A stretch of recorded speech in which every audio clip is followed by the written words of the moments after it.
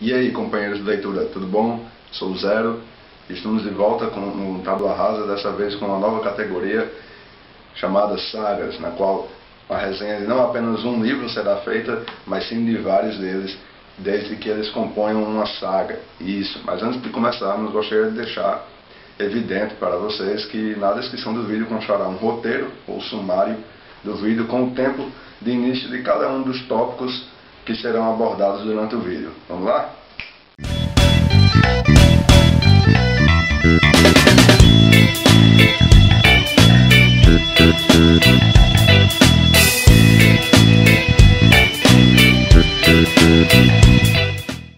Bom pessoal, no vídeo de hoje, como vocês já viram aí no título, será a resenha da saga As Crônicas de Nárnia.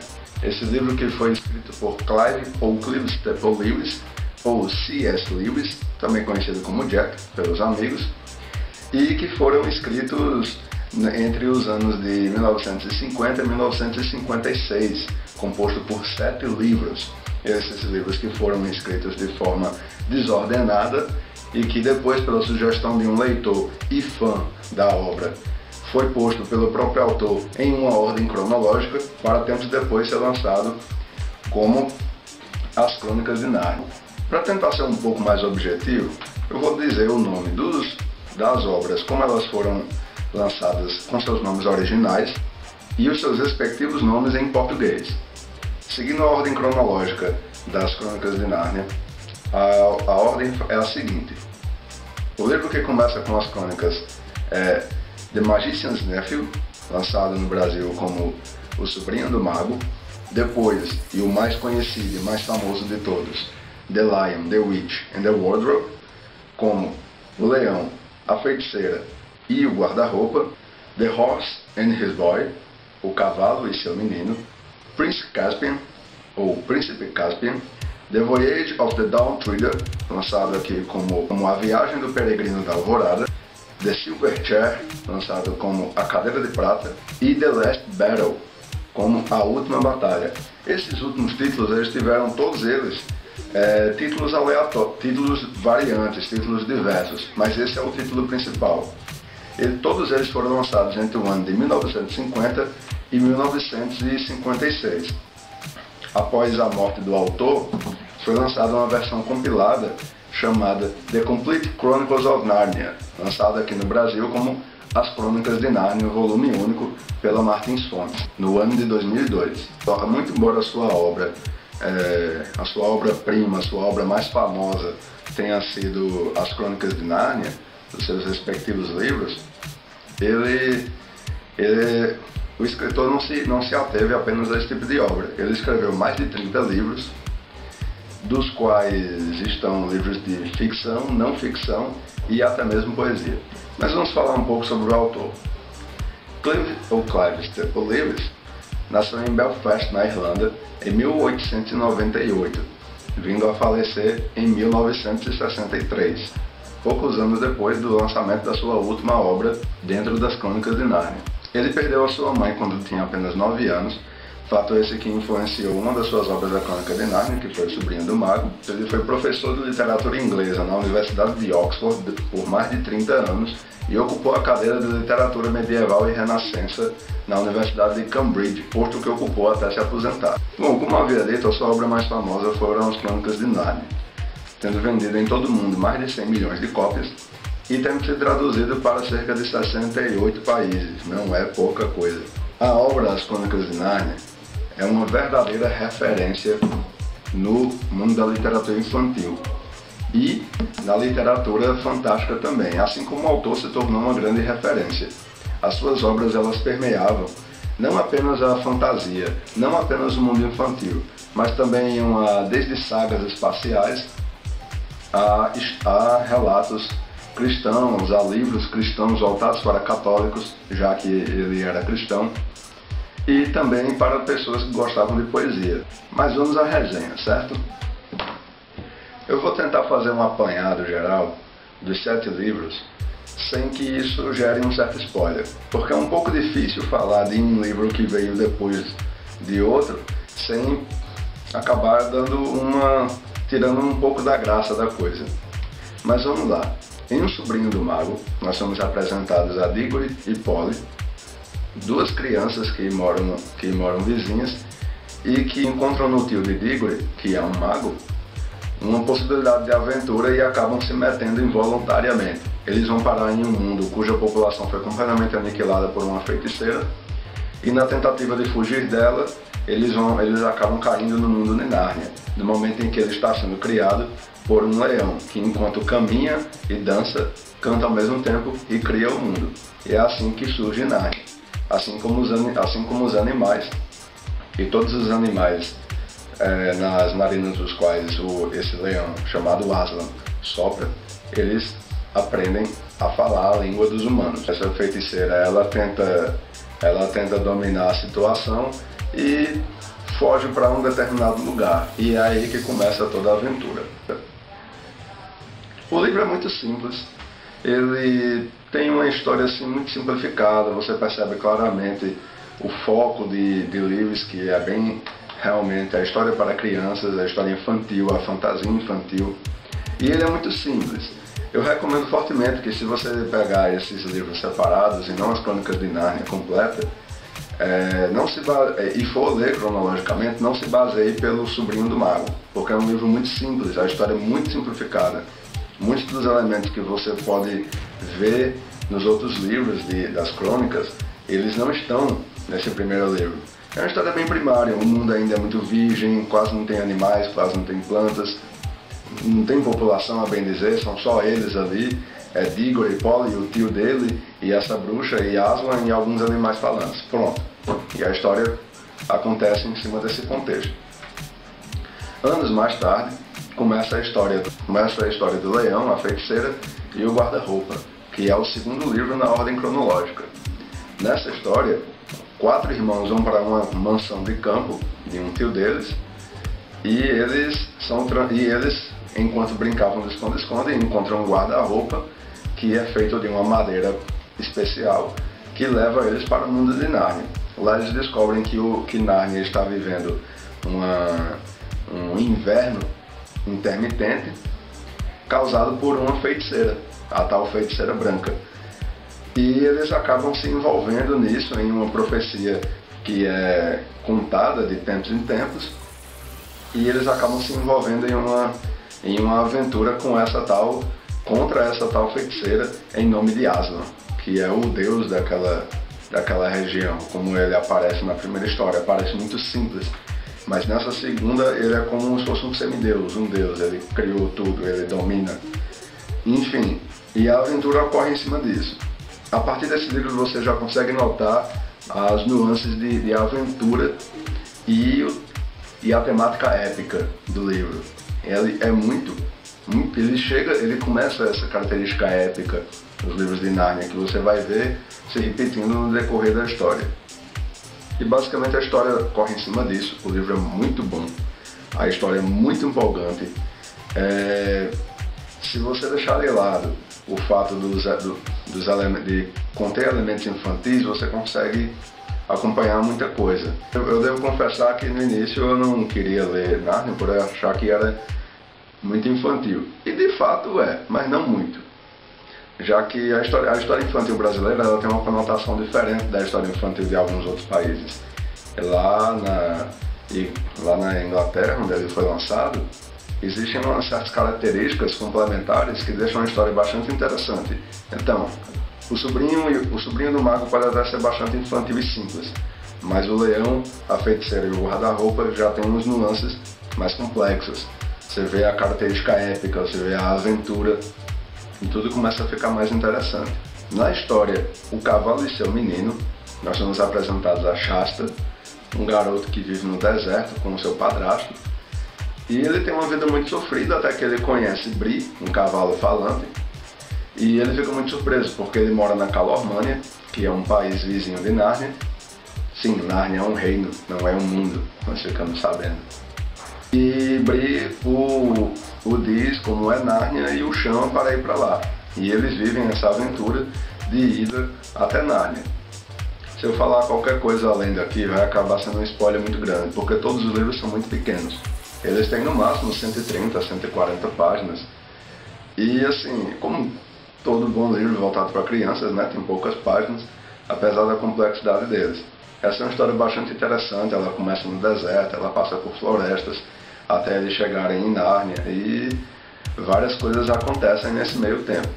Na próxima história, o Príncipe Caspian, alguns dos jovens que foram para Nárnia no segundo livro, o Leão, a Feiticeira e o Guarda-Roupa, voltam para Nárnia para descobrir que os Telmarianos, um povo vindo de um outro reino chamado Telmar, tomaram Nárnia há muitos anos, e o atual rei, Miraz, mantém o seu sobrinho, digamos, como refém, porque Miraz não está na linhagem dos reis Telmarianos, mas Caspian, que é o sobrinho dele, Caspian X, está, ou Caspian X, depende do seu ponto de vista.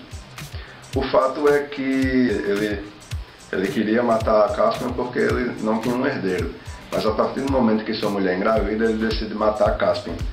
E o professor de Caspian o ajuda a fugir do castelo.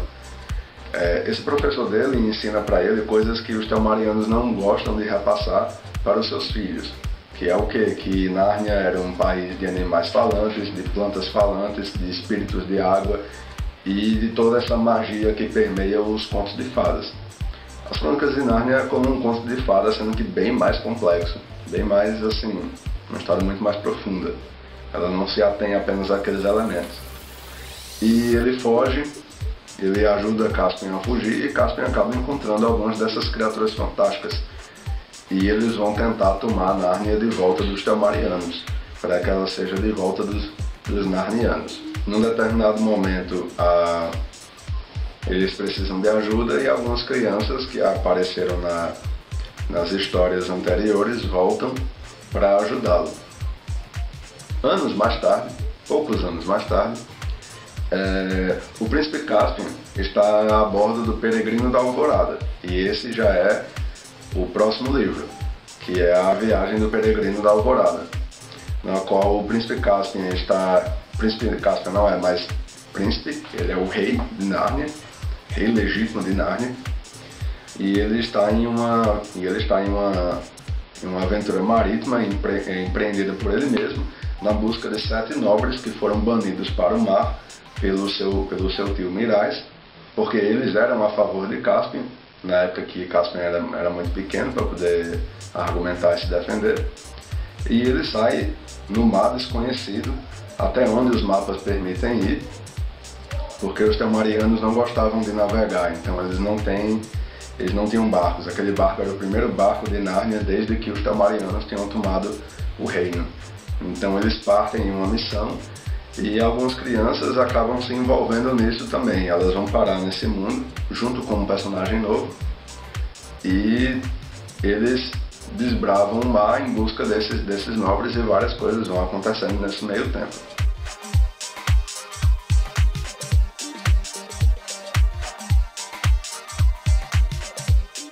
Bom, passados vários anos depois das aventuras na Viagem do Peregrino da Alvorada, começa a Cadeira de Prata, que começa com um dos personagens que foi para a aventura na Viagem do Peregrino, juntamente com uma colega para o mundo de Nárnia, chamado por Aslan, pelo próprio Aslan. Ele quer que eles busquem o filho do rei Caspian, que antes estava bem novo na última história, e nessa agora já está muito velho, já se passou mais de 90 anos, ele está muito, muito velho já, definhando, e ele está indo em uma viagem no Peregrino da Alvorada, embora porque o seu filho sumiu, o príncipe Hirion, e ele não tem um herdeiro para tomar conta do trono. Quem está tomando conta é Trumpkin, um fauno, um anão de uma das histórias anteriores. Aí o que acontece? Essas crianças vão lá, e a missão delas é procurar o príncipe Hirion. Ele partiu em um passeio junto com sua mãe para o norte, e ela foi picada por uma cobra que na realidade era uma bruxa. Então ele partiu, e já faz mais de 10 anos que ele está desaparecido. E todos aqueles que foram em busca dele simplesmente não voltaram mais. Então essas crianças vão em busca dele, e passam por diversas aventuras na busca do príncipe Hiriam. Centenas de anos mais tarde, começa a última batalha, a sétima história das Crônicas de Nárnia. Nela, o atual rei de Nárnia é Tirion, e que governa junto do seu amigo precioso, que é um unicórnio. E nele temos uma situação bem diferente da que estava acontecendo nos outros livros. O livro tem um tom muito mais sério, ele já não é tão infantil assim, tem umas coisas bem infantilzinhas assim. O que acontece é o seguinte, existe um macaco chamado Manhoso e um burro chamado Confuso. Um dia, Confuso ele realmente é bem burrinho, ele é um pouco lento, e isso é encorajado por Manhoso, e Manhoso é muito esperto, inteligente. O que acontece? Eles encontram uma carcaça de leão, e Manhoso faz Confuso se vestir de leão e se passar por Aslan. Já fazem centenas de anos, séculos e séculos que Aslan não aparece em Nárnia, e ele faz com que Confuso se vista de leão para que se faça passar por Aslan e enganar as pessoas. Eles começam a fazer alianças com a Calormânia, com os Calormanos, que é um reino vizinho de, normalmente, povos que já foram inimigos dos Narnianos, e começa a comandar as coisas em cima até mesmo do comando do rei, pegando apoio popular das pessoas em cima disso. Porque já que Aslan é um deus, quem é o rei para se opor a isso? Então o rei ele se vê em uma situação perigosa e tenta pedir ajuda aos heróis do passado.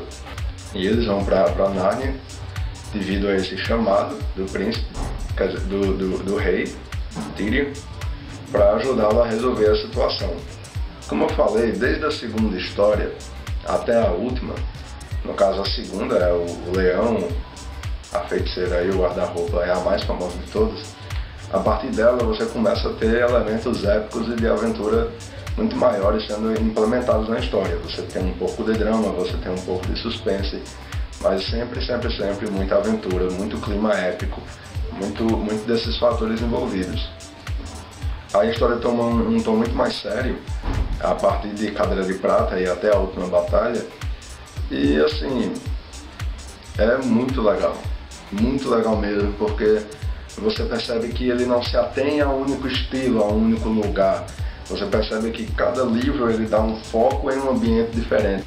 Você tem aventura em floresta, você tem aventura em deserto, você tem aventura em alto mar, você tem aventura em montanhas, em diversos ambientes diferentes.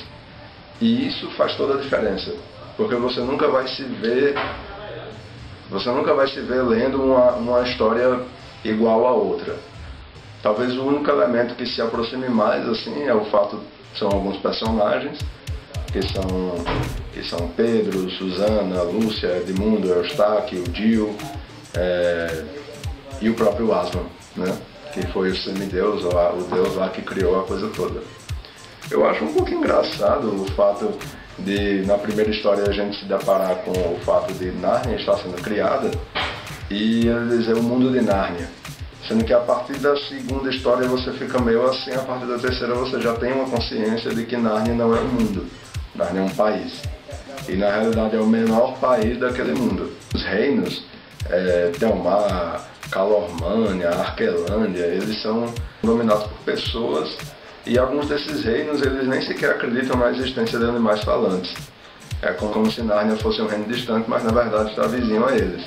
E lá tem animais falantes, criaturas mágicas e tudo mais que não existem nos outros reinos, ou pelo menos na maioria deles. E as histórias se desenrolam nesse meio tempo aí. Uma coisa interessante é a curva de evolução da história. Ela começa no Sobrinho do Mago de uma forma muito simples, ela atinge um pico realmente elevado de empolgação em O Leão, a Feiticeira e o Guarda-Roupa, e só vai e fica nesse mesmo pico, subindo até a última história. A última história ela fecha o ciclo de crônicas de Nárnia. Particularmente eu não gostei do final, eu achei um pouco decepcionante. Quando eu vi, acontece uma coisa lá no final da história que eu fiquei assim torcendo até a última página para que não fosse verdade. Mas quando eu vi que era verdade, muito decepcionante. Mas enfim, é uma opinião pessoal em relação a isso. Tem pessoas que podem gostar, tem pessoas que podem achar legal. Eu recomendo fortemente, é um livro fantástico. Esse aqui, essas histórias são fantásticas. É infantil, não deixa de ser, mas para quem gosta de aventura, quem gosta de elementos épicos, esse livro ele dá um novo significado à palavra aventura. Ele pega ela ao pé da letra e progride em cima disso. Mas as aventuras de Nárnia não param só por aí. Existem 3 filmes que foram lançados até agora. Um em 2005, sendo O Leão, a Feiticeira e o Guarda-Roupa. Um em 2008, sendo O Príncipe Caspian. E um em 2010, que foi A Viagem do Peregrino da Alvorada. O link para o trailer dos 3 filmes constará na descrição do vídeo. Nem precisa se preocupar em procurar. E sendo que, apesar de muitas pessoas pensarem que ele fica por aí, não. Ele desde 1968 que ele já teve adaptações para a televisão. Algumas delas vieram para cá, outras não. De 68 até a década de 90, até o início da década de 90, todos eram live actions. O que é isso? É como se fosse um filme, sendo que ela é mais assim, pessoas representando aqueles papéis com sem efeitos especiais. E foram em cima das histórias, da segunda história, da Viagem do Peregrino, da Cadeira de Prata, enfim. Em 79 teve uma animação de 1 hora e meia para a televisão britânica, no caso da história do Leão, o Leão, a Feiticeira e o Guarda-Roupa, que eu também colocarei o link aí na descrição do vídeo para quem quiser assistir depois. E existe um boato de que há um filme da Cadeira de Prata sendo preparado para esse ano, ou é para o próximo, mas eu acho que é só boato mesmo. Eu não assisti nenhum dos filmes, vi brevemente essa animação de 79, é uma animação assim bem tosquinha assim, em relação aos desenhos da década de 90 para cá, mas fica aí para quem tiver curiosidade de ver. O produto que mais deu assim, digamos, retorno, que foi mais vendido de todos o livro das crônicas, foi claramente o do Leão, a Feiticeira e o Guarda-Roupa. E é isso aí. As histórias das crônicas de Nárnia são muito legais. Ele tem vários admiradores, vários fãs ao redor do mundo, de diversas idades, e não é à toa. É uma história muito bem escrita, ela é muito boa mesmo. Você, não importa a sua idade, seja você criança, adolescente, adulto, idoso, dê uma olhada. Se você teve um pensamento parecido como o meu de não, eu não vou ler essa história porque ela é muito infantil e tudo mais, eu prefiro ficar com outras mais adultas, dê o braço a torcer, porque pode ser que você acabe mudando de ideia, como foi o meu caso. Eu não queria ler, passei muito tempo sem ler, tive a chance, mas deixei passar, e quando fui finalmente ler, peguei emprestado com minha irmã, foi fantástico, maravilhoso. Um livro muito bom, recomendo fortemente. É uma saga que merece um respeito. Esse é um livro de fantasia, de aventura e história infantil, referência no mundo inteiro, juntamente com outras grandes obras, mas esse aqui é uma referência única por si só. O seu autor, C.S. Lewis, também. E é isso aí, pessoal. Eu espero que tenham gostado. Deem a sua avaliação aí. Se possível, comentem a respeito da obra, do autor ou do próprio vídeo, se quiserem comentar. E se viu os vídeos anteriores e se gostou, se inscreva aí para ficar por dentro das novidades que virão por aí. Esse não é o único vídeo de saga que teremos. Teremos outras sagas por aí que virão à medida que eu for terminando de ler alguns outros livros e vendo algumas sagas que eu quero terminar de ver, além de outras que eu já li. E é isso aí. Nos vemos nos próximos vídeos. Boas leituras.